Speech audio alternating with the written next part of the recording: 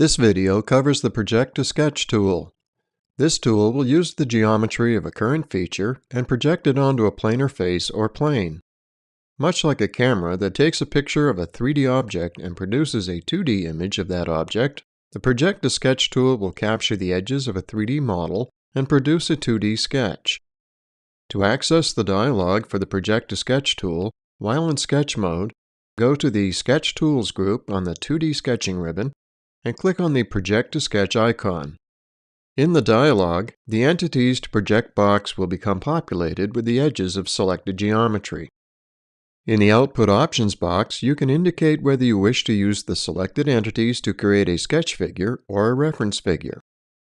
If Maintain Association to Source Entity is checked, sketch constraints will be automatically placed on the new sketch.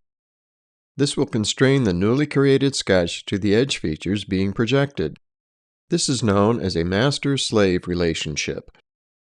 The master is the original edge feature and the slave is the newly created sketch. If the master is changed or edited, the slave sketch will also automatically update as well. Individual constraints can be deleted so that certain sketch figures, those without sketch constraints, will not automatically update. Here's how this works. Enter 2D sketch mode. Select the plane that you wish to project the new sketch onto. Click on Project to Sketch. Select the face to project. If Maintain Association to Source Entity is checked, sketch constraints will be automatically placed on the new sketch. Click on the OK button and the face will be projected onto that plane. The edges of the selected face have now been projected onto the new plane as sketch entities. Since Maintain Association to Source Entity was selected, if the original sketch changes, the new projected sketch will also change. You could also manually use the individual sketch constraints to constrain only the items that you want to automatically update.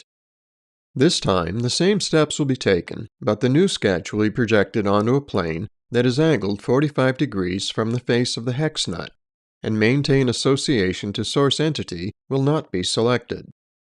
Notice that the projected sketch is a distorted version of the original face. This is the actual outline of the hex nut as seen from a 45-degree angle to the side of the target face, the line of sight being perpendicular to the selected, angled plane. When the original sketch of the hex nut is changed, the projected sketch on the parallel plane changes also, demonstrating the purpose of the Maintain Association to Source Entity option. The projected sketch on the angled plane does not change at all, since the Maintain Association to Source Entity option was not utilized during its creation. This video covered the Project to Sketch tool.